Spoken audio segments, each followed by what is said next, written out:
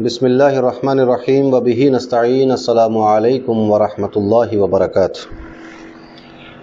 الحمد للہ القادر المقتدر القدیر والصلاة والسلام علی السید البشیر النذیر وعلی آلہ واصحابہ ووارث حالہ الامین المکین محی الدین برحمتک یا ارحم الراحمین، وبعد۔ اعوذ باللہ من الشیطان الرجیم، بسم اللہ الرحمن الرحیم۔ وَلَقَدْ يَسَّرْنَا الْقُرْآنَ لِلذِّكْرِ فَهَلْ مِن مُدَّكِرٍ۔ صدق اللہ العظیم وبلغنا رسولہ النبی الامین الکریم الرؤوف الرحیم، ونحن علی ذلک لمن الشاہدین والشاکرین والحمد للہ رب العالمین۔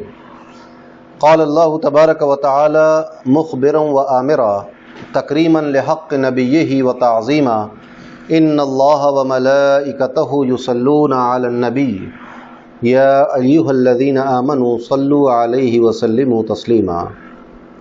اللہم صلی وسلم وزد وبارک علیہ وعلی آلہ واصحابہ ووارث حالہ وعلی من لدیہ صلاۃ وسلاما علیک یا رسول اللہ یا حبیب اللہ۔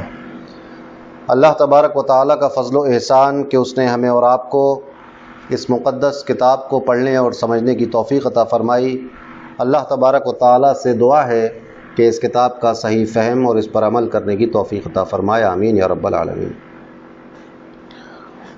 پچھلی تفسیر میں آپ نے ملاحظہ فرمایا کہ حضرت ابراہیم علیہ السلام کی دعا اور اس کی قبولیت اور خانہ کعبہ کو پاک اور صاف کرنے کی بات اور مقام ابراہیم کو نماز پڑھنے کی جگہ بنانے کی بات اور حضرت ابراہیم علیہ السلام کی آزمائش اور امتحان کی بات اور ان کے ان تمام آزمائشوں میں کامیاب ہونے کی بات اور ان کو لوگوں کے لیے دینی پیشوا امام بنانے کی بات، یہ ساری باتیں آپ نے تفسیر میں ملاحظہ کی۔ اللہ تبارک و تعالی آگے ارشاد فرماتا ہے آیت نمبر 126 میں، اعوذ باللہ من الشیطان الرجیم، بسم اللہ الرحمن الرحیم۔ وَإِذْ قَالَ إِبْرَاهِيمُ رَبِّ اجْعَلْ هَذَا بَلَدًا آمِنًا وَارْزُقْ أَهْلَهُ مِنَ الثَّمَرَاتِ مَنْ آمَنَ مِنْهُمْ بِاللَّهِ وَالْيَوْمِ الْآخِرِ قَالَ وَمَنْ كَفَرَ فَأُمَتِّعُهُ قَلِيلًا ثُمَّ أَضْطَرُّهُ إِلَى عَذَابِ النَّارِ وَبِئْسَ الْمَصِيرُ۔ صدق اللہ العظیم۔ اس آیت کریمہ میں اللہ تبارک و تعالیٰ نے ارشاد فرمایا، اور یاد کرو جب ابراہیم نے یعنی ابراہیم علیہ السلام نے عرض کی، اے میرے رب اس شہر کو امن والا بنا دے اور اس میں رہنے والے جو اللہ اور آخرت کے دن پر ایمان رکھتے ہوں انہیں مختلف پھلوں کا رزق عطا فرما۔ تو جب یہ دعا کی تو اللہ تبارک و تعالیٰ نے فرمایا قال ومن کفر، یہاں سے اللہ تبارک و تعالیٰ نے ارشاد فرمایا اور جو کافر ہو تو میں اسے بھی تھوڑی سی مدت کے لیے نفع اٹھانے دوں گا، پھر اسے دوزخ کے عذاب کی طرف مجبور کر دوں گا اور وہ پلٹنے کی بہت بری جگہ ہے، یعنی لوٹ کر جانے کی بہت بری جگہ ہے جہنم اور آگ اور جہنم کا عذاب، آگ کا عذاب۔ انسان یہاں سے جب لوٹ کر جائے گا تو دو طرح کے ٹھکانے ہوں گے۔ جب دنیا سے واپس ہوگا لوٹے گا اللہ کی طرف تو ایک تو بہت اچھا ٹھکانہ ہوگا جو مومنین کے لیے ہیں، اللہ کے فرمانبردار بندوں کے لیے ہیں، جسے جنت کہتے ہیں، اور ایک بہت برا ٹھکانہ ہوگا جو اللہ تبارک و تعالیٰ کے نافرمان، غدار اور اللہ کے منکرین کے لیے ہوگا، اس کو جہنم کہتے ہیں۔ تو اللہ تبارک و تعالیٰ نے یہاں پر حضرت ابراہیم علیہ السلام کی دعا اور اس پر اللہ تبارک و تعالیٰ کا فیصلہ دونوں یہاں ذکر فرما دیا ہے۔ حضرت ابراہیم علیہ السلام نے کعبہ شریف کی جب تعمیر کی تو کعبہ شریف کی تعمیر کرتے وقت اور کعبہ شریف کی تعمیر کے بعد بہت ساری دعائیں اللہ سے مانگی۔ تو اس سے ایک بات پتہ چلی کہ جب کوئی نیکی کا کام کریں تو اس کے بعد دعا کرنا سنت ہے اور دعا کی مقبولیت کی گھڑی ہوتی ہے وہ، تو لہٰذا جب بھی کوئی نیک کام کریں، عبادت کریں، کوئی نیک عمل کریں تو اس کے بعد دعا کرنی چاہیے، اور یہ سنت ہے حضرت خلیل اللہ کی، حضرت ابراہیم علیہ السلام کی۔ اور آگے اگلی آیتوں میں اور مزید دعاؤں کا ذکر ہے، ایسا نہیں ہے کہ یہ بس ایک دعا کر دی انہوں نے، آگے قرآن میں اور بھی ذکر ہے۔ تو حضرت ابراہیم علیہ السلام نے اولاد کے لیے، پیچھے آپ نے دیکھا تھا کہ حضرت ابراہیم علیہ السلام نے اپنی اولاد کے لیے امامت مانگی تھی، تو فرمایا گیا کہ ظالموں کو نہیں ملے گی۔ تو اب یہاں پر حضرت ابراہیم علیہ السلام نے اپنی اولاد میں جو مسلمان ہیں ان کو الگ کر لیا. کیا فرمایا؟ وَارْزُقْ أَهْلَهُ مِنَ الثَّمَرَاتِ مَنْ آمَنَ مِنْهُمْ، جو میری اولاد میں سے جو لوگ ایمان لے آئے، یعنی اس شہر والوں میں سے، اس شہر والے مکے والے کون ہوں گے؟ حضرت ابراہیم علیہ السلام کی اولاد. فرمایا کہ ان لوگوں میں سے جو اس شہر میں ہیں، ان لوگوں میں سے جو ایمان لے آئے. کس پر؟ باللہ والیوم الاخر، اللہ پر اور آخرت کے دن پر ایمان لے آئے. اس کا مطلب یہ نہیں کہ ایمان صرف انہی دونوں چیزوں پر لانا ہے کہ بس اللہ پر ایمان لے آئے اور قیامت پر ایمان لے آئے، باقی کسی پر ایمان نہ لائیں، یہ مطلب نہیں. بلکہ یہاں سے جو اللہ اور یوم آخرت پر ایمان لائے، سے کیا مطلب ہے کہ جو ایمان والا ہو. اب ایمان والا کسے کہتے ہیں؟ صرف ان دو چیزوں کا اقرار کر کے ایمان والا نہیں ہوتا، تمام ضروریات دین کا اقرار کرے اور سب کو سچا جانے، سب پر ایمان لائے، وہ ایمان والا ہوگا. اور یہاں پر یہ جو عرض کیا گیا اللہ اور یوم آخرت پر ایمان لائے، تو ظاہر سی بات ہے دو کے درمیان وہ تمام ضروریات دین آ گئی. اس کی تفصیل میں اگر آپ جائیں تو تمام ضروریات دین کا احاطہ ہو جاتا ہے. اللہ پر ایمان لائے، بات سمجھ میں آ گئی. آخرت پر ایمان لائے، یعنی نبیوں کا انکار کرو گے تو پھر آخرت پر ایمان لائے. کیسے آخرت پر ایمان لائے جب تم نبیوں کا انکار کر رہے ہو؟ اللہ کا پر ایمان لا رہے ہو اور اس کی کتابوں کا انکار کر رہے ہو، کیسے ایمان ہے یہ؟ تو پتہ یہ چلا کہ ایمان اس وقت ہوتا ہے جب ضروریات دین مکمل طور پر ضروریات دین پر ایمان رکھا جائے. ان میں سے کوئی ایک چیز بھی اگر چھوٹ گئی، کسی ایک چیز کا بھی انکار ہو گیا تو پھر ایمان نہیں رہتا، وہ کفر ہو جاتا ہے. لہذا تمام ضروریات دین پر ایمان رکھنا ضروری ہے، اللہ پر، اس کے فرشتوں پر، اس کی کتابوں پر، اس کے تمام نبیوں پر، یوم آخرت پر، مرنے کے بعد دوبارہ زندہ ہونے پر، سب پر ایمان لانا ضروری ہے. تو یہاں پر حضرت ابراہیم علیہ السلام نے الگ کر لی، تو مومنوں کو خاص کر لیا اس میں سے کہ مومنوں کو رزق دے. اور اللہ تبارک و تعالیٰ نے کرم کیا، دعا قبول ہوئی، اور اللہ تبارک و تعالیٰ نے ارشاد فرمایا کہ رزق تو سب کو دیا جائے گا، مومن کو بھی کافر کو بھی. لیکن کافر کا رزق تھوڑی مدت کے لیے ہے. یہاں یہ فرمایا گیا قال ومن کفر فامتعه قلیلا ثم اضطره الى عذاب النار وبئس المصیر. تو فرمایا کہ تھوڑی مدت کے لیے ان کو بھی رزق دیا جائے گا، ان کو بھی تھوڑی، یعنی دنیاوی زندگی میں ان کو تھوڑی مدت، یعنی دنیاوی زندگی میں ان کو خوب نفع اٹھانے کے موقع دیے جائیں گے، مال و دولت دی جائے گی، مگر آخرت میں ان کا کوئی حصہ نہیں ہوگا. کیونکہ وہ آگے فرمایا کہ وہ عذاب کی طرف ان کو مجبوراً، زبردستی، جو یہاں سے دنیا سے جو اللہ کا انکار کر کے جائے گا اس کو پھر مجبوراً جانا پڑے گا جہنم میں. نہیں چاہے گا دل مگر جانا پڑے گا، اور وہ سب سے برا ٹھکانہ ہے، سب سے بری جگہ ہے لوٹنے کی، اچھی جگہ نہیں ہے. اللہ محفوظ رکھے اس سے. تو بات سمجھ میں آ گئی کہ حضرت ابراہیم علیہ السلام نے یہ جو دعا کی، اس میں بات سمجھ میں آ گئی. اب آپ کسی ایسے شخص کو دیکھیں جو اللہ کا منکر ہو اور بہت دنیا میں عیش کر رہا ہو، تو آپ بالکل بھی رشک نہ کریں اس کی زندگی پر، بلکہ لاحول پڑھیں، کلمہ پڑھیں اور اللہ کا شکر ادا کریں کہ اللہ نے آپ کو وہ چیز عطا فرمائی ہے جو دنیا اور آخرت دونوں میں آپ کے کام آنے والی ہے. یہ دولت تو صرف دنیا میں کام آئے گی، جو مال و دولت ہے، زمین جائیداد ہے، جاہ و حشمت ہے، صرف دنیا میں کام آنے والی چیز ہے. تو اللہ نے فرمایا کہ کافروں کو بھی دے گا، مگر قلیل مدت قلیل مطلب یہی زندگی، دنیا کی جو زندگی ہے اسی میں یہ عیش کر سکتے ہیں بس. قیامت کے لیے تو فرمایا کہ ان کی جو جگہ قیامت میں جو ان کے لیے رکھا گیا ہے، جو جگہ ان کی ہے، وہ بہت بری جگہ ہے، بہت برا ٹھکانہ ہے، اور دردناک عذاب ہے ان کے لیے، آگ کا عذاب ہے. ایک نہیں، بہت بے شمار جگہ اللہ تبارک و تعالیٰ نے ارشاد فرمایا کہ جو اللہ پر ایمان نہیں رکھے گا اس کے لیے آخرت میں اچھا ٹھکانہ نہیں. تو اپنا دل چھوٹا نہ کریں، دنیا کی زندگی کو معیار نہ بنائیں کامیابی کا، بلکہ ایمان جو ہے وہ معیار ہے کامیابی کا، نیک اعمال کامیابی کا معیار ہے، ادب کامیابی کا معیار ہے، اللہ اور اس کے رسولوں کا ادب اور اس کی تعظیم، اللہ اور اس کے رسولوں کی تعظیم، یہ کامیابی کا معیار ہے. اللہ کی کتاب کی تلاوت جیسا کہ تلاوت کرنے کا حق ہے، یہ کامیابی کا معیار ہے. تقوی، پرہیزگاری، یہ کامیابی کا معیار ہے. اور آخرت کی کامیابی حقیقی کامیابی ہے، اور وہ صرف ایمان اور نیک اعمال پر ہی ہے. ایمان نہیں ہوگا تو آخرت میں کوئی حصہ نہیں ملے گا. آخرت میں کیا ملے گا؟ بری جگہ ہے لوٹنے کی، جہنم، آگ کے شعلے، عذاب، یہی ہے آخرت میں. تو اگر کوئی اللہ کا منکر نبیوں کا منکر، کتابوں کا منکر، یعنی کتابوں سے مراد اللہ کی کتابیں جو اللہ نے نازل فرمائی اپنے انبیاء پر، ان کا اگر کوئی منکر بہت اچھے حالات میں دنیا میں آپ کو دکھے تو سمجھ لیجئے گا کہ بس یہ وہی مدت، دنیاوی مدت اپنی پوری کر رہا ہے جو اللہ تبارک و تعالیٰ نے اس کو دے دی ہے، جو ڈھیل دے دی ہے اس کو، اور جو دنیا کی قلیل چھوٹی سی زندگی میں اس کو مال و دولت سے نفع اٹھانے کا موقع دے دیا ہے، اور اس کے بعد مرنے کے بعد اس کے لیے کوئی نفع نہیں، کوئی فائدہ نہیں، کوئی شفاعت نہیں، کوئی سفارش نہیں، کوئی بدلہ نہیں، کوئی اچھا ٹھکانہ نہیں، بلکہ اس کے لیے آگ کا عذاب ہے اور برا ٹھکانہ ہے۔ تو اپنا دل چھوٹا نہ کریں اور یہ سمجھیں کہ اللہ تبارک و تعالیٰ نے ہمیں ایمان کی دولت دی ہے، اللہ کا شکر ادا کریں، اس ایمان کی حفاظت کریں تاکہ آخرت میں اچھے ٹھکانے کی طرف ہمیں لوٹایا جائے۔ آگے اللہ تبارک و تعالیٰ نے ارشاد فرمایا وَإِذْ يَرْفَعُ إِبْرَاهِيمُ الْقَوَاعِدَ مِنَ الْبَيْتِ وَإِسْمَاعِيلُ رَبَّنَا تَقَبَّلْ مِنَّا إِنَّكَ أَنْتَ السَّمِيعُ الْعَلِيمُ صدق اللہ العظیم۔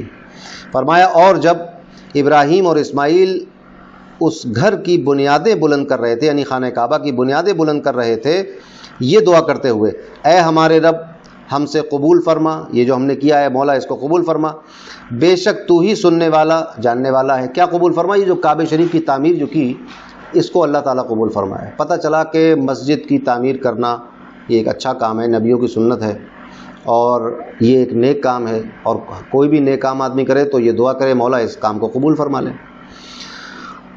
تو اچھا یہاں سے یہ کوئی نہ سمجھے کہ پہلی بار خانہ کعبہ حضرت ابراہیم علیہ السلام نے بنایا، بلکہ حضرت آدم علیہ السلام نے اس کو تعمیر کیا تھا، اور جب طوفان نوح کے بعد طوفان نوح میں یہ ٹوٹ گیا، طوفان نوح کے بعد پھر اسی جگہ پر حضرت ابراہیم علیہ السلام نے اللہ تبارک و تعالیٰ کے بتانے سے، اس کے حکم سے، اس کی اجازت سے، اس کی مرضی سے اسی جگہ خانہ کعبہ کی پھر تعمیر کی۔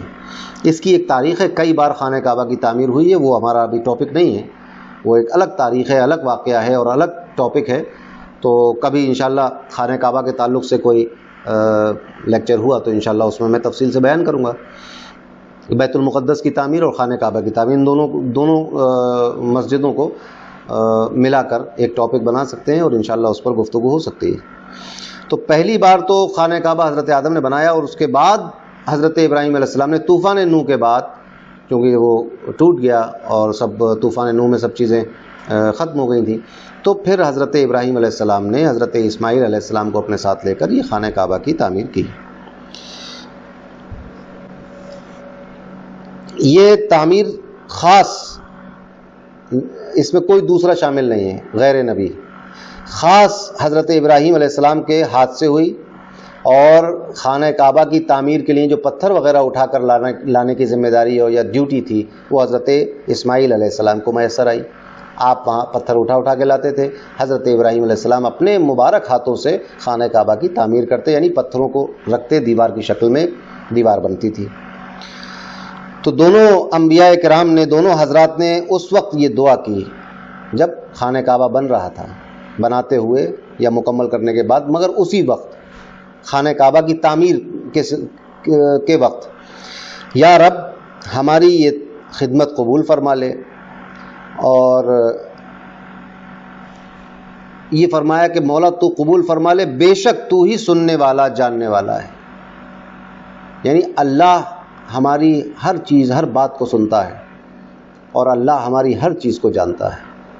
یہ عقیدہ راسخ کرنے کی ضرورت ہے، ہمارا ایمان تو ہے ہی اس کے اوپر، مگر اس کو ہم حاضر رکھیں اپنے ذہن و دماغ میں ہمیشہ کہ اللہ انک انت السمیع العلیم، کہ بے شک ہمارا رب جو ہے وہ ہمیں ہماری بات سن بھی رہا ہے اور وہ ہمیں جانتا بھی ہے۔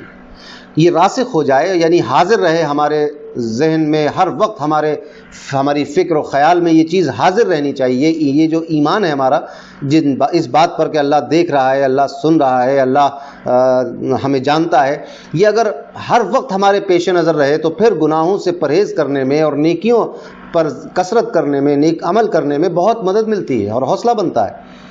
جب بھی کوئی غلط کام کرنے کی انسان کوشش کرے گا یا نیت کرے گا یا سوچے گا اس کے بارے میں، تو فوراً اس کے ذہن میں یہ بات آنی چاہیے کہ اللہ سن رہا ہے، وہ دیکھ رہا ہے۔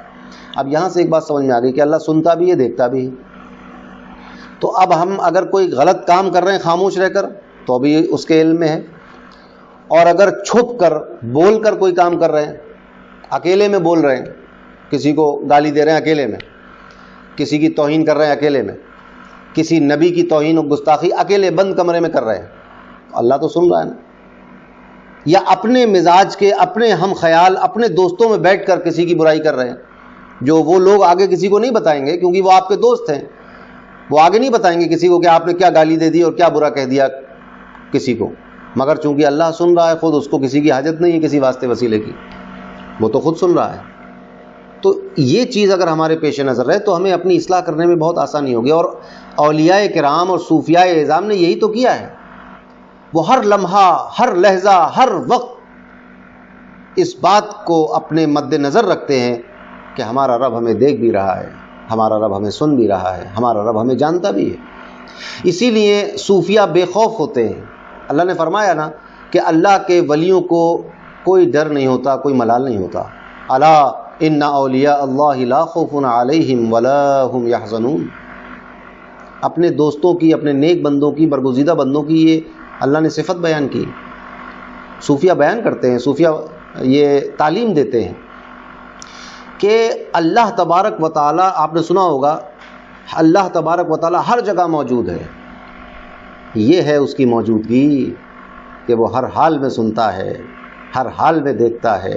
رات کے اندھیرے میں بھی دیکھتا ہے، بند کمرے میں بھی دیکھتا ہے، پہاڑوں میں بھی دیکھتا ہے، سرنگوں میں بھی دیکھتا ہے، سمندر کے نیچے بھی دیکھتا ہے، قبر کے اندر اندھیری رات تاریکی میں بھی دیکھتا ہے. اور ایسا نہیں کہ دیکھنے میں فرق آتا، جیسا دن کے اجالے میں دیکھے گا تو ایسا رات کے اجالے اندھیرے میں نہیں دکھے گا. نہیں، اس کو کسی ٹارچ، کسی بیٹری، کسی ٹیوب لائٹ، کسی بلب، کسی مرکری یا کسی LED بلب کی ضرورت نہیں ہے. وہ ان سب چیزوں سے پاک اور بے نیاز ہے. تو جب ہر حال میں اللہ دیکھ رہا ہے، سن رہا ہے، تو اب صوفیہ کی تعلیم یہی ہے کہ اپنے رب کو اپنے نزدیک محسوس کرو، سمجھو، ایمان رکھو کہ ہر وقت اللہ ہمیں دیکھ رہا ہے. ہماری کوئی حرکت بھی ایسی نہیں ہے جو اس کے علم میں نہ ہو. تو پھر اپنے مولا کے علم میں جب ساری چیزیں ہیں تو پھر بندہ گناہ کیسے کر سکتا ہے.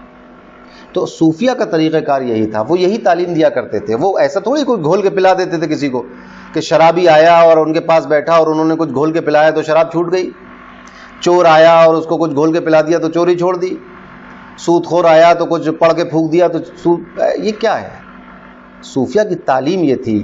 وہ اس آنے والے گناہ گار بندے کو یہ احساس کرا دیتے تھے کہ بندے تیرا رب تو تجھے ہمیشہ دیکھ رہا ہے. اور بندے کے دل میں یہ خیال راسخ ہوتے ہی کہ میرا رب مجھے سنتا ہے، مجھے دیکھتا ہے، مجھے جانتا ہے، تو پھر اس کے دل پر چونکہ ایمان اپنا اثر دکھاتا ہے، ایمان اپنی نورانیت دکھاتا ہے، ایمان اپنا کرشمہ دکھاتا ہے، ایمان اپنا جلوہ دکھاتا ہے. تو آپ غریب نواز ہندوستان میں تشریف لائے تو کیا آب زمزم اپنے ساتھ لے کر آئے تھے کہ یہاں سب لوگوں کو آب زمزم پلا کے مسلمان کر دیا، یا کوئی پڑا ہوا پانی پلاتے تھے سب کو کہ پانی پی لو اور سب مسلمان ہو جائیں گے؟ نہیں. وہ یہ احساس، یہ تعلیم تھی ان کی، ان کا کردار تھا. لوگوں نے دیکھا کہ ایک ایسا بندہ جو کبھی نہ جھوٹ بولتا ہے، نہ کسی کی برائی کرتا ہے، نہ کسی کے نقصان پہنچاتا ہے، صاف ستھرا ہے، ہر کسی سے محبت کرتا ہے، جس کا کہنا یہ ہے کہ بے کسوں کی مدد کرو، ظالموں کو روکو، مظلوموں کی مدد کرو. یہ ساری تعلیمات تھیں اسلام کی. یہ سب کیوں تھی؟ کیونکہ ہمارا رب ہمیں دیکھ رہا ہے ہم کیا کر رہے ہیں. غریب نواز کو اس بات پر ایمان بھی تھا اور یہ بات ان کے پیش نظر ہر وقت رہتی تھی کہ میرا رب مجھے دیکھ رہا ہے. اور یہی دوسری طرف یہی ہمت ہے ایک مومن کی اور طاقت ہے مومن کی کہ میرا رب مجھے دیکھ رہا ہے. یعنی ایسا کیسے ہو سکتا؟ آپ سمجھ رہے نا، یہ آپ اس کو ایسے سمجھیں کہ جو چھوٹے بچے ہوتے ہیں ویسے تو وہ کہیں اکیلے جائیں گے تو بڑے جھجک اور اس میں رہتے ہیں، مگر جب دیکھتے ہیں کہ میرے گھر والے میرے ساتھ ہیں، میرا والد، میرے باپ میرے ساتھ ہیں، یا میرا بڑا بھائی میرے ساتھ ہے، تو اس کا حوصلہ بلند ہو جاتا ہے. پھر وہ دوسروں کا خوف نہیں کرتا. یا اگر کہیں اس کو خوف محسوس ہوتا ہے تو فوراً وہ یہ دیکھتا ہے کہ میرا باپ میرے ساتھ ہے کہ نہیں، اور اپنے باپ کے پاس چلا جاتا ہے. خوف محسوس ہوتا ہے. یہ انسانی فطرت ہے. تو جب مسلمان اور مومن بندے کو اس بات کا ایمان اور یقین ہے کہ میرا رب مجھے جانتا ہے، دیکھ رہا ہے، سن رہا ہے، پھر ڈرنا کس سے؟ پھر خوف کیسا؟ پھر خطرہ کیسا؟ اور میں جو کر رہا ہوں وہ میرا رب دیکھ رہا ہے تو پھر ملال کیسا؟ کس بات کا ملال ہوگا اولیاء کو صوفیاء کو؟ ہمارا رب تو دیکھ رہا، ہمارا رب ہمارے ساتھ ہے. یہ احساس ہونا چاہیے انسان، یہ بیدار ہونا چاہیے شعور کہ ہمارا رب ہمیں سن رہا ہے. کوئی زبان سے ایسی بات نہ بولے جس کو اس نے بولنے سے منع کر دیا ہے. کیوں؟ کیونکہ وہ سمیع ہے، سن رہا ہے، سننے والا ہے. کوئی ایسا عمل نہ کرے جس سے اس نے منع کر دیا ہے، کیونکہ وہ دیکھ بھی رہا ہے. اور سب کچھ ملا کر کوئی گڑبڑ نہ کرے، کیونکہ وہ علم والا ہے، علیم ہے، دلوں کے حالات جان لیتا ہے. جو ظاہر کرو وہ بھی جانتا ہے، جو دل میں چھپا وہ بھی جانتا ہے. تو صوفیہ کی تعلیم یہی تھی، ان کی تربیت اس طرح سے ہوئی تھی. اسی طرح اس تربیت پر خانقاہی نظام، اسی پر بنیاد رکھی ہوئی ہے خانقاہی نظام کی، کہ اللہ تبارک و تعالی ہمارے ساتھ ہے، ہمارے قریب ہے. اللہ تبارک و تعالی ہمیں دیکھ رہا ہے، سن رہا ہے. تو جب یہ شعور بیدار ہو جاتا ہے، ایمان تو اس پر ہے، مگر جب یہ شعور بیدار ہو جائے تو پھر بندہ گناہوں سے بچتا ہے، نیک اعمال کی طرف آتا ہے، اور ایسے کام کرتا ہے جس کو دیکھ کر اللہ خوش ہو، اور ایسی چیزوں سے بچتا ہے جس سے اللہ کی ناراضگی ہو جائے. کیونکہ اس کو یہ شعور بیدار ہو گیا ہے کہ اللہ دیکھ رہا ہے، اللہ ہمیں سن رہا ہے، ہماری باتوں کو سنتا ہے، ہمارے اعمال کو دیکھتا ہے، ہماری دلوں کی چیز، ہماری دل کی باتوں سے اور ہمارے خیالات سے باخبر ہے، علیم. تو یہی تو تصوف اور صوفیہ کی تعلیمات ہے. لوگوں نے اس کو عجیب و غریب ڈھنگ دے دیا ہے، رنگ دے دیا ہے. ایسا نہیں. اب میں نے جو یہ بیچ میں کہا نا کہ کوئی پڑا ہوا پانی نہیں پلا دیا، اس سے یہ بات نہ سمجھ لیں آپ کہ پڑا ہوا پانی کچھ نہیں ہوتا ہے. تعویذ اور دعا پڑھ کے پھونکنا اور پانی پہ دم کرنا، اس کی اپنی ایک اہمیت ہے. اس کا مطلب یہ نہیں کہ میں کوئی انکار کر رہا ہوں کہ پانی پڑھ کے کسی کو نہ دیا جائے. میں تو دن رات یہی خود بھی کرتا ہوں، اور پچھلے کئی سو سالوں سے یہی ہو رہا ہے خانقاہ میں. سمجھ رہے ہیں آپ؟ مگر تبلیغ دین میں یہ جو بات کر رہا تھا، غریب نواز ہندوستان آئے تو انہوں نے اپنا کردار پیش کیا، اپنے اعمال، اچھے اعمال جو اسلامی تربیت والے اعمال تھے، اسلامی اعمال تھے، وہ پیش کیے. اور اس کے بعد غریب نواز نے دعائیں بھی کی لوگوں کے لیے، کرامت بھی ظاہر ہوئی، اور جو تصوف کا ایک سلسلہ تھا وہ بھی رائج ہوا. مگر کردار بہت ضروری ہے، اسلامی کردار بہت ضروری ہے، اسلامی کیریکٹر بہت ضروری ہے. نبی کریم صلی اللہ علیہ وسلم کے اخلاق سے حصہ لینا بہت ضروری ہے، جس کو اخلاق حمیدہ کہا جاتا ہے. نبی کریم صلی اللہ علیہ وسلم کے بارے میں اللہ نے فرمایا انک لعلی خلق عظیم. تو ان کی امت کو بھی اس اخلاق سے حصہ لینے کی ضرورت ہے، فیض لینے کی ضرورت ہے. اور بے شمار جگہ اس بات کی تاکید آئی ہے کہ ہمیں اخلاق بہتر کرنی، اسلامی اخلاق کی ضرورت ہے. اور آج کا جو دور چل رہا ہے، خاص طور سے یہ وقت جو ہے، یہ تو اسلامی اخلاق کے سوا کسی دوسری چیز کی اس میں گنجائش ہی نہیں ہے. جس دور سے ہم گزر رہے ہیں، یہاں پر تو صرف اور صرف چرچا اسلامی اخلاق و آداب کا ہونا چاہیے. اور تصوف کیا ہے؟ اسلامی اخلاق کا مجموعے کا نام تصوف ہے. اچھے اخلاق پیدا کیے جائیں، اسلامی کیریکٹر پیدا ہو جائے، یہی تصوف ہے. دل صاف ہو جائے، زبان پاک ہو جائے، ذہن و فکر بیدار ہو جائے، پاک ہو جائے، خرافات ہمارے دماغوں میں، دل و دماغ میں نہ رہے، یہی تو تصوف ہے، اور یہی اسلامی تعلیمات ہے، اور یہی اخلاق اسلامی ہے. تو ان سب سے بات کہاں سے نکلی کہاں پہنچ گئی؟ تو یہ ضروری ہے ہمارے لیے کہ ہم اس اپنے شعور کو بیدار کر لیں کہ ہمارا رب ہمیں سنتا ہے، دیکھتا ہے، جانتا ہے. فرمایا انک انت السمیع العلیم، اے ہمارے رب بے شک تو ہی سننے والا، جاننے والا ہے. تو اس آیت کریمہ سے یہ چیزیں ہمیں معلوم ہوئی، سیکھنے کو ملی. آگے فرمایا ربنا وجعلنا مسلمین، یہاں کیونکہ دو لوگ تھے، ربنا وجعلنا مسلمین لک ومن ذریتنا امتا مسلمتا لک. اے ہمارے رب، ربنا اے ہمارے رب، وجعلنا مسلمین لک، ہم دونوں کو اپنا فرما بردار رکھ، وَمِن ذُرِّيَّتِنَا أُمَّةً مُسْلِمَةً لَكَ، اور ہماری اولاد میں سے ایک ایسی امت بنا جو تیری فرما بردار ہو.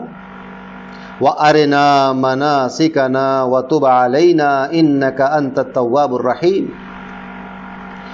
اور فرمایا اور ہمیں ہماری عبادت کے طریقے دکھا دے، یعنی ہمیں کس طرح ہم عبادت کریں وہ طریقے ہمیں بتا.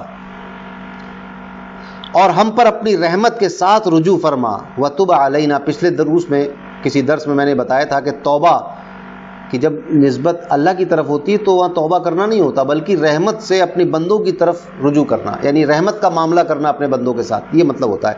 وتب علینا، اپنی رحمت کے ساتھ رجوع فرما، یعنی ہمیں اپنی رحمت کا معاملہ کر، رحمت کی نظر فرما دے. بے شک تو ہی بہت توبہ قبول کرنے والا مہربان ہے. اب یہاں سے کوئی یہ سمجھے کہ یہ توبہ کر رہے ہیں اور یہ کہہ رہے ہیں کہ انبیاء یہ کہہ رہے ہیں، حضرت ابراہیم، حضرت اسماعیل، کہ ہمیں فرما بردار رکھ، اور کیا یہ فرما بردار نہیں تھے؟ ایسا نہیں، یہ بات غلط ہے. فرما بردار تھے. یہ بات اس لیے کہہ رہے ہیں کہ اور زیادہ اللہ تبارک و تعالیٰ ان میں اپنی فرما برداری کی طلب، اللہ ان میں اپنی فرما برداری مزید پیدا فرمائے. اللہ کی فرما برداری طلب کرنا، اے اللہ ہمیں اپنا فرما بردار بنا. نیک لوگ بھی یہ طلب کرتے ہیں اللہ. جب انبیاء نے یہ طلب کیا جو کہ معصوم ہیں، جو گناہ کر ہی نہیں سکتے، وہ یہ دعا کر رہے ہیں کہ مولا ہمیں اور زیادہ اپنی اتباع اور اپنی اطاعت اور اپنا مطیع بنا لے، اپنا فرما بردار بنا. تو یہ دعا ہمیشہ کرنی چاہیے. تو یہ دونوں حضرات یعنی حضرت ابراہیم علیہ السلام، حضرت اسماعیل علیہ السلام اللہ تعالیٰ کے مطیع اور مخلص بندے تو تھے اور نبی بھی تھے. پھر بھی یہ دعا اس لیے مانگ رہے ہیں کہ مزید اطاعت اور عبادت اور اخلاص اور کمال اللہ تبارک و تعالیٰ نے عطا فرمائے. کیونکہ ویسے تو دونوں معصوم ہیں، حضرت ابراہیم بھی معصوم ہے، حضرت اسماعیل بھی معصوم ہے، یعنی گناہ نہیں ہو سکتے ان سے. تو اب یہ توبہ جو کر رہے تو تواضع اور عاجزی اللہ کے سامنے، اپنے آپ کو عاجز اللہ کے سامنے ظاہر کر رہے ہیں کہ مولا ہم تو تیرے بندے ہیں. یہ توبہ کرنے کا یہاں یہ معنی ہے. اور پھر اس میں ایک تعلیم بھی ہے اللہ کے بندوں کے لیے. اور ایک بات یہ بھی ہے کہ چونکہ کعبے کی تعمیر کے وقت یہ دعا ہو رہی ہے تو اس سے پتہ چلا کہ کعبہ شریف کے قریب دعائیں قبول ہوتی ہیں، وہاں کھڑے ہو کر دعا کرنی چاہیے، کعبہ شریف کے پاس جا کر دعا کرنی چاہیے اور وہاں توبہ کرنی چاہیے. یہ سنت بھی ہے حضرت ابراہیم اور حضرت اسماعیل کی کہ وہاں کھڑے ہو کر انسان توبہ کرے، وہاں کھڑے ہو کر دعائیں کرے. ہمیں ہماری عبادت کے طریقے دکھا تو پتہ ہی چلا کہ عبادت کے طریقے سیکھنا یہ ایک اچھا کام ہے اور یہ انبیاء کی سنت ہے. اس کے لیے دعا بھی کرنی چاہیے اور کوشش بھی کرنی چاہیے. یعنی جو عبادت کے طریقے ہیں ان کے لیے اللہ دعا بھی کرے، اللہ ہمیں عبادت کے طریقے سکھا دے، اور کوشش بھی کرے کہ ہم سیکھ جائیں اس کو. خالی دعا کرتے رہنا اور کوشش نہ کرنا یہ بھی بات مناسب نہیں ہے. کوشش، دعا کے ساتھ کوشش بھی ہونی چاہیے کہ ہم نمازوں کے طریقے سیکھ جائیں، روزے کا معاملہ سمجھ میں آ جائے، زکوٰۃ کے مسائل سیکھ جائیں، حج کے سب مسائل سیکھ جائیں. جو ضروریات جو ہیں، جو فرائض ہیں، ان کے طریقے سیکھنا، ان کو ادا کرنے کے طریقے سیکھنا یہ ہم پر واجب اور فرض ہے. فرائض کو کیسے ادا کیا جائے گا یہ ہمیں سیکھنا چاہیے. تو یہاں یہ بھی معلوم ہو گیا کہ یہ سیکھنا چاہیے. آگے اب یہ بات کب چل رہی ہے؟ جب کعبہ بن رہا ہے، سمجھ رہے ہیں آپ؟ تعمیر کعبہ کے وقت یہ بات چل رہی ہے. ربنا وبعث فیہم رسولا منہم یتلو علیہم آیاتک ویعلمہم الکتاب والحکمت ویزکیہم انک انت العزیز الحکیم. صدق اللہ العظیم. یہ کب چل رہی ہے بات؟ خانہ کعبہ کی تعمیر کے ساتھ، تعمیر کے ساتھ جڑا ہوا ہے یہ دعا کا سلسلہ، تعمیر کے وقت کا ہے. تو کیا دعا کی؟ اب وہ جو دعائیں اس سے پہلے بھی گزری اور یہ دعا سنتے چلیے آپ. اے ہمارے رب، اور ان کے درمیان انہی میں سے ایک رسول بھیج. کن کے درمیان؟ فرمایا تھا وَمِن ذُرِّيَّتِنَا أُمَّةً مُسْلِمَةً لَكَ، ہماری اولاد میں سے ایک ایسی امت بنا جو تیری فرما بردار ہو. ٹھیک ہے، تو جو امت تیری فرما بردار ہو، یہ بات امت کی آ چکی ہے. فرمایا وَبَعَثْ فِيهِمْ، اور ان کے درمیان میں سے ایک رسول بھیج. رسولا منہم، جو رسول انہی میں سے ہو، ان کے درمیان انہی میں سے ایک رسول کو مبعوث فرما، بھیج دے، جو ان پر تیری آیتوں کی تلاوت فرمائے. اب آپ خود سمجھ جائیں گے یہ کس کے لیے دعا کی جا رہی ہے، اور اس دعا میں وہ رسول کون ہیں جن کے مبعوث فرمانے کی دعا کی جا رہی ہے. وہ رسول کون ہے ابھی آپ خود سمجھ جائیں گے. پوری پھر سے سنیے. اے ہمارے رب، اور ان کے درمیان، یعنی شہر میں جو ہماری امت ہے یا مکے میں جو کعبے کی تعمیر کے ساتھ چل رہی ہے، اے ہمارے رب، ان کے درمیان انہی میں سے ایک رسول بھیج جو ان پر تیری آیتوں کی تلاوت فرمائے اور انہیں تیری کتاب اور پختہ علم یعنی حکمت سکھائے اور انہیں خوب پاکیزہ فرمائے، ان کے دلوں کا تزکیہ کر دے، وَيُزَكِّيهِمْ ان کو صاف ستھرا کر دے آلودگیوں اور جو برائیاں ہیں، جو قلب کی اور روحانی برائیاں ہیں، یعنی دل جس کا میلا ہو گیا اس کے دلوں کو صاف کر دے، تزکیہ اور خوب پاک کر دے انہیں، بے شک تو ہی غالب حکمت والا ہے۔ اب آپ سمجھ گئے یہ دعا کس کے لیے؟ اسی کے لیے جس کے بارے میں اللہ نے ارشاد فرمایا کما ارسلنا فیکم رسولا منکم یتلو علیکم آیاتنا ویزکیکم ویعلمکم الکتاب والحکمہ ویعلمکم ما لم تکونوا تعلمون، یہ اسی کے لیے فرمایا گیا جس کے لیے اللہ نے فرمایا لقد من اللہ علی المؤمنین اذ بعث فیہم رسولا، یہ انہی کے لیے فرمایا گیا، یعنی آخری نبی مختار کائنات محمد مصطفیٰ صلی اللہ علیہ وسلم کے لیے دعا کی جا رہی ہے۔ اب سمجھ میں آیا آپ کو کہ انبیاء نبی کریم صلی اللہ علیہ وسلم کی خواہش رکھتے تھے، دعائیں کرتے تھے، اور اللہ تبارک و تعالیٰ نے دعا پوری فرمائی، قبول کر لی کہ حضرت ابراہیم اور حضرت اسماعیل کی اولاد میں حضرت خاتم النبیین محمد مصطفیٰ صلی اللہ علیہ وسلم کو پیدا فرمایا۔ حضرت ابراہیم اور حضرت اسماعیل کی یہ دعا نبی کریم صلی اللہ علیہ وسلم کے لیے تھی، یعنی رسول سے مراد نبی کریم تھے۔ خانہ کعبہ کی تعمیر یہ ایک عظیم اطاعت اور عبادت اور خدمت ہے اللہ کی، خانہ کعبہ کی تعمیر۔ تو جب یہ خدمت انجام دے دی اور یہ خدمت کر دی اور توبہ اور استغفار ہو گیا، پچھلی آیت میں ہوا نا توبہ استغفار ہو گیا، اس کے بعد حضرت ابراہیم اور حضرت اسماعیل علیہ السلام نے یہ دعا کی کہ یا رب اپنے حبیب آخری نبی کو ہماری نسل میں ظاہر فرما اور یہ شرف ہمیں عطا فرما۔ یہ دعا قبول ہوئی، انبیاء کی دعائیں قبول ہوتی ہیں، اور ان دونوں انبیاء کی یعنی حضرت ابراہیم اور حضرت اسماعیل کی نسل میں نبی کریم صلی اللہ علیہ وسلم کی تشریف آوری ہوئی، آپ اسی میں آئے۔ تو اللہ تبارک و تعالیٰ نے حضرت ابراہیم کی یہ دعا پوری فرمائی اور ان کو کتاب بھی دی، یتلو فرمایا تھا نا، یتلو علیہم آیاتکا، ایسا نبی بھیج، ایسا رسول جو تیری آیتیں تلاوت کر کے سنائے۔ نبی کریم نے آیتیں تلاوت کر کے سنائیں۔ وَيُعَلِّمُهُمُ الْكِتَابَ وَالْحِکْمَةَ، وہ نبی جو کتاب کا اور حکمت کا علم عطا فرمائے۔ تو آپ نے کتاب یعنی قرآن، حکمت سے مراد یہ تو حکمت کلمہ اپنا معنی رکھتا ہے، دانائی کی بات، مضبوط باتیں، اچھی بات، حقائق، اور علماء نے مفسرین نے اس سے محدثین نے حکمت سے مراد سنت لیا یعنی احادیث، یعنی کتاب سے مراد قرآن اور حکمت سے مراد احادیث۔ تو کتاب و سنت ہمارے سامنے موجود ہے۔ وَيُزَكِّيهِمْ، اور ان کا تزکیہ، ان کو خوب صاف کر دے، خوب صفائی کر دے۔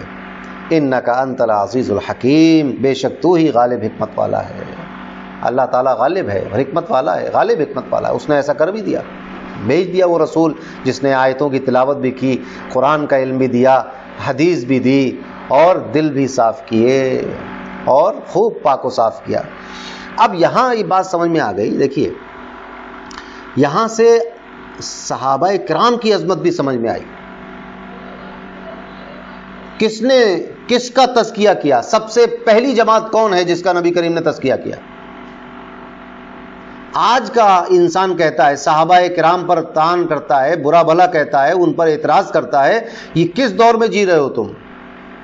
کس دور میں؟ 1441ویں ہجری ہے یہ۔ تو جب ہجری شروع بھی نہیں ہوئی تھی، اس وقت جو جماعت تھی، یا ہجرت کے بعد مدینے میں جو جماعت رہی نبی کریم صلی اللہ علیہ وسلم کے ساتھ، اسی کو سب سے پہلا تزکیہ تو اسی جماعت کا ہوا نا۔ وَيُزَكِّيهِمْ، آج بھی نبی کریم صلی اللہ علیہ وسلم کی بارگاہ سے دلوں کی صفائی ہوتی ہے بے شک، مگر سب سے پہلی جماعت کون سی تھی؟ وہ السابقون الاولون۔ وہ کون لوگ تھے؟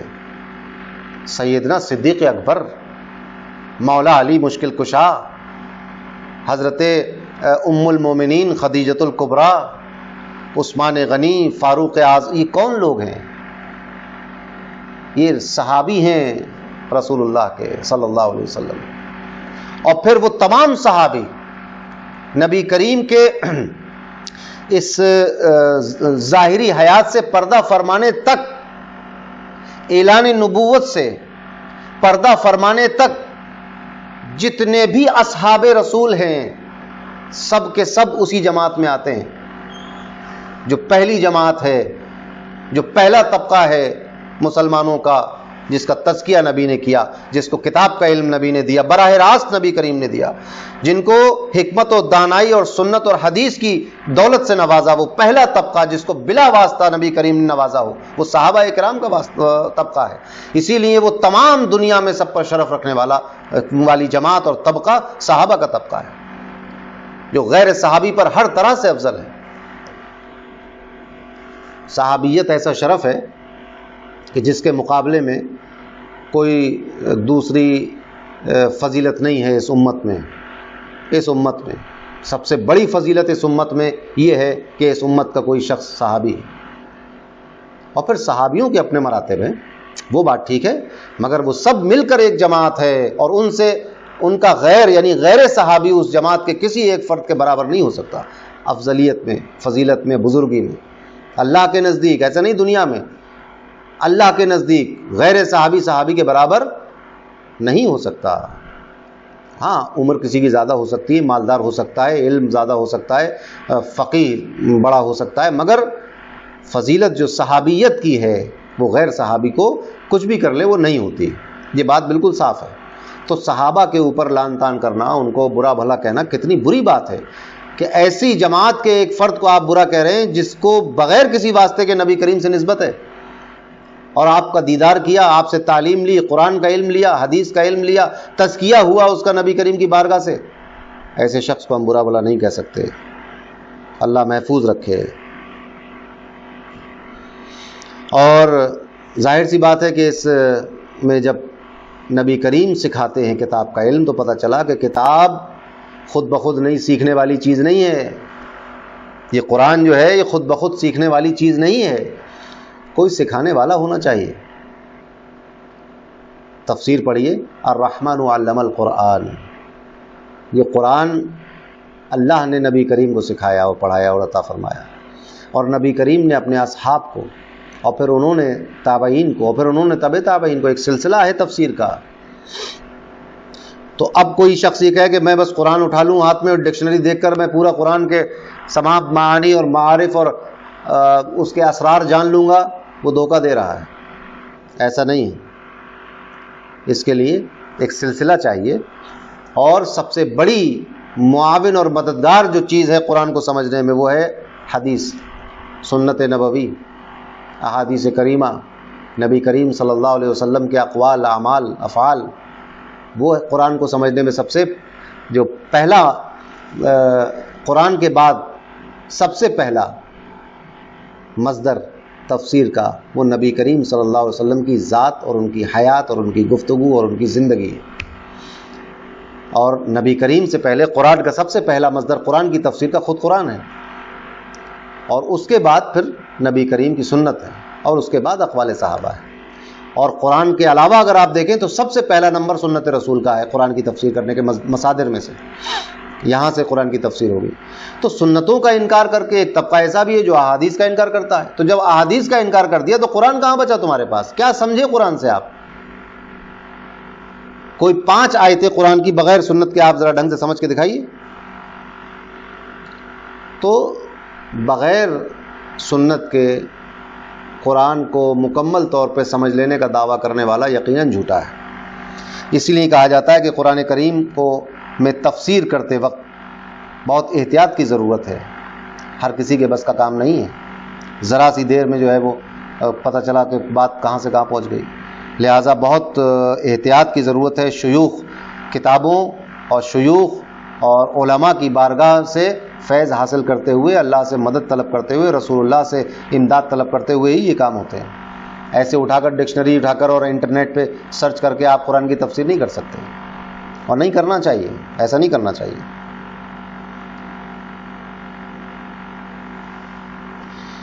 تو حضرت ابراہیم علیہ السلام کی دعا خوب قبول ہوئی، اللہ تبارک و تعالیٰ نے ان کو خوب قبول کیا، نبی کریم کو ان کی اولاد میں مبعوث فرمایا۔ آگے فرمایا وَمَن يَرْغَبُ عَن مِلَّةِ إِبْرَاهِيمَ إِلَّا مَن سَفِهَ نَفْسَهُ وَلَقَدِ اصْطَفَيْنَاهُ فِي الدُّنْيَا وَإِنَّهُ فِي الْآخِرَةِ لَمِنَ الصَّالِحِينَ۔ اب یہاں سے وہ دعا وہاں تک چلی، اب یہاں سے ایک نیا مضمون شروع ہوا، وَمَن يَرْغَبُ عَن مِّلَّةِ إِبْرَاهِيمَ إِلَّا مَن سَفِهَ نَفْسَهُ، اور ابراہیم کے دین سے وہی منہ پھیرے گا جس نے خود کو احمق اور بے وقوف بنا رکھا ہو، اور بے شک ہم نے اسے دنیا میں چن لیا، کس کو؟ حضرت ابراہیم کو ہم نے چن لیا، اور بے شک وہ آخرت میں ہمارا خاص قرب پانے والوں میں سے ہے۔ یہودی کیا کرتے تھے، بلکہ اس سے پہلے میں یہ بتا دوں، جو علماء یہود تھے، جو یہودی عالم اہل کتاب تھے، ان میں سے کچھ لوگ ایمان لے آئے تھے، انہی میں سے حضرت عبداللہ بن سلام ہیں، یہودی عالم تھے، پھر اسلام بھی قبول کیا۔ اسلام لانے کے بعد انہوں نے، حضرت عبداللہ بن سلام نے اسلام لانے کے بعد اپنے دو بھتیجوں، ایک کا نام مہاجر، ایک کا سلمہ، دونوں کو اسلام کی دعوت دی، اور ان سے فرمایا کہ تم کو معلوم ہے کہ اللہ تعالیٰ نے توریت میں فرمایا ہے کہ میں اولاد اسماعیل سے ایک نبی پیدا کروں گا جس کا نام احمد ہوگا، جو ان پر ایمان لائے گا وہ کامیاب ہے، اور جو ایمان نہ لائے گا وہ ملعون ہوگا، لعنتی ہو جائے گا۔ یہ سن کر سلمہ ایمان لے آئے، اور مہاجر نے اسلام قبول کرنے سے انکار کر دیا۔ اس پر اللہ تعالیٰ نے یہ آیت نازل فرما کر ظاہر کر دیا کہ جب حضرت ابراہیم نے خود اس رسول معظم کے مبعوث ہونے کی دعا فرمائی تو جو ان کے دین سے پھرے وہ حضرت ابراہیم کے دین سے بھی پھر گیا۔ حضرت ابراہیم نے کیا دعا کی پیچھے؟ ربنا وبعث فیہم رسولا منہم یتلو علیہم آیاتک، حضرت ابراہیم خود دعا کر رہے ہیں کہ اللہ تعالیٰ ایک رسول مبعوث فرما دے، اور جب وہ رسول آ گیا تو پھر حضرت ابراہیم کو کے ماننے والوں کو چاہیے کہ اس رسول کا کلمہ پڑھ لیتے، اور جو حضرت ابراہیم کے ماننے کا دعویٰ کرتا ہو اور رسول کا کلمہ نہ پڑھے، جو اپنے باپ دادا کے دین پر ہونے کا دعویٰ کرتا ہو اور رسول کا کلمہ نہ پڑھے، جو اپنے اجداد کے دین پر ہونے کا دعویٰ کرے اور رسول اللہ کے کہنے پر ان کا کلمہ نہ پڑھے، وہ دین ابراہیمی پر بھی نہیں ہوتا۔ یہ بات بالکل واضح ہو گئی، اس میں کسی الجھن کی بات بھی نہیں ہے، اس میں سیدھی بات ہے۔ حضرت ابراہیم نے کیا دعا کی؟ ربنا وبعث فیہم رسولا منہم، ربنا وبعث فیہم رسولا منہم۔ تو جب یہ رسول کی دعا حضرت ابراہیم خود کر رہے ہیں، ٹھیک ہے، تو جو حضرت ابراہیم کے ماننے والے ان کے بعد رہے، باقی رہے، حضرت ابراہیم کے زمانہ بڑھتا گیا، اب نبی کی بعثت کا دور آ گیا، اب نبی کی بعثت ہو گئی۔ اب جو لوگ یہ دعویٰ کر رہے ہیں کہ ہم ابراہیم علیہ السلام کو مانتے ہیں، ان کے دین پر ہیں، اپنے باپ دادا کے دین پر ہیں، یہ لوگ فخر کیا کرتے تھے، عرب کے لوگ اور یہود و نصارہ فخر کرتے تھے کہ ہم نبیوں کی اولاد ہیں، ہمارے باپ دادا بہت بڑے لوگ ہیں، حضرت ابراہیم پر بڑا فخر تھا ان کو۔ تو جب تم حضرت ابراہیم کے دین پر ہونے کا دعویٰ کرتے ہو اور اسی نبی کا انکار کرتے ہو جس نبی کی دعا حضرت ابراہیم نے کی ہے، تو پھر ملت ابراہیم پر کہاں رہے آپ دین ابراہیمی پر نہیں ہیں۔ تو پھر اس سے یہ ثابت ہوا کہ جو نبی کریم کا انکار کر دے وہ دین ابراہیمی پر بھی نہیں ہوتا، وہاں سے بھی اس کا پتہ کٹ جاتا ہے۔ تو جو نبی کریم سے پھرا صلی اللہ علیہ وسلم، وہ حضرت ابراہیم کے دین سے بھی پھر گیا علیہ السلام۔ اس میں یہود و نصارہ اور مشرکین عرب پر اشارتاً ایک کلام ہے جو اپنے آپ کو فخر کے طور پر حضرت ابراہیم علیہ السلام کی طرف منسوب کرتے تھے کہ جب یہ لوگ دین ابراہیمی سے پھر گئے تو پھر ان کی عظمت و شرافت کہاں رہی؟ نبی کریم کا انکار، حضرت ابراہیم کا انکار ہو گیا، تو پھر اب وہ عظمت و شرف جو حضرت ابراہیم علیہ السلام کی وجہ سے تھی وہ اب کہاں رہی؟ جب ان کا انکار کر دیا آپ نے تو وہ عظمت ختم ہو گئی۔ تو اب یہ نہ کہا جائے کہ ہم دین ابراہیمی پر ہیں یا اپنے باپ دادا کے دین پر ہیں، نہیں، باپ دادا کا دین اسی وقت ماننے ہوگا جب رسول اللہ صلی اللہ علیہ وسلم پر ایمان لے آئیں گے۔ یعنی کوئی اگر حضرت بعثت کے وقت، آج نہیں، بعثت کے وقت جب نبی کریم نے اعلان نبوت کیا، اس وقت کوئی شخص یہ کہے کہ میں دین ابراہیمی پر ہوں، تو اس کا دین ابراہیمی پر ہونے کا یہ دعویٰ اس وقت تک کھوکھلا اور بے بنیاد ہے جب تک وہ یہ نہ کہے لا الہ الا اللہ محمد رسول اللہ صلی اللہ علیہ وسلم۔ یہ کہے وہ، تب مانا جائے گا کہ ہاں آپ کا دین ابراہیمی پر ہونا صحیح ہے۔ یعنی نبی کریم صلی اللہ علیہ وسلم کا اقرار کرنا بے حد ضروری ہے، ورنہ تو آپ دیکھیں نا، اہل کتاب تو یہ کہتے ہی تھے کہ ہم موسیٰ علیہ السلام کے ماننے والے، ہمارے اوپر تورات نازل ہوئی، مگر اللہ تبارک و تعالیٰ نے ان سے کیا فرمایا کہ ایمان لاؤ اس پر، آخری نبی پر، قرآن پر ایمان لاؤ جو تمہاری کتاب کی تصدیق کرنے والا ہے۔ یہی حال مشرکین عرب کا بھی تھا، انہیں بڑا اس پر فخر تھا دین ابراہیمی پر اور حضرت ابراہیم کی اولاد ہونے پر، مگر اس طرح نہیں چھوڑا جا سکتا کہ نبی کریم کا کلمہ نہ پڑھو اور یہ کہتے پھرو کہ ہم دین ابراہیمی پر ہیں، یہ بات غلط ہے۔ اب صحیح دین پر کون ہوگا؟ جو لا الہ الا اللہ محمد رسول اللہ صلی اللہ علیہ وسلم کا اقرار کر لے گا، اس کو پڑھ لے گا کلمے کو، اللہ ضروریات دین کا اقرار کرے گا، اللہ کو مانے گا، اس کے تمام رسولوں کو مانے گا اور نبی کریم پر ایمان لائے گا۔ کسی نبی کا انکار کر کے اور ایمان نہ لا کر باقی سارے نبیوں کو مانتا رہے تو یہ ایمان نہیں ہوتا۔ اللہ تبارک و تعالیٰ ہمیں محفوظ رکھے، کہنے سننے میں اور پڑھنے میں اگر کوئی غلطی ہوئی ہو تو اللہ معاف فرمائے۔ لا الہ الا اللہ محمد رسول اللہ صلی اللہ تعالیٰ علیہ وسلم۔ جب تک ہم زندہ رہیں اللہ اور اس کے پیارے حبیب محمد مصطفیٰ صلی اللہ علیہ وسلم کی اطاعت اور پیروی کرتے رہیں، نیک اعمال کرتے رہیں۔ جب ہمارا آخری وقت ہو تو ہماری زبان پر ہو لا الہ الا اللہ محمد رسول اللہ صلی اللہ علیہ وسلم۔ وآخر دعوانا الحمد للہ رب العالمین۔ السلام علیکم۔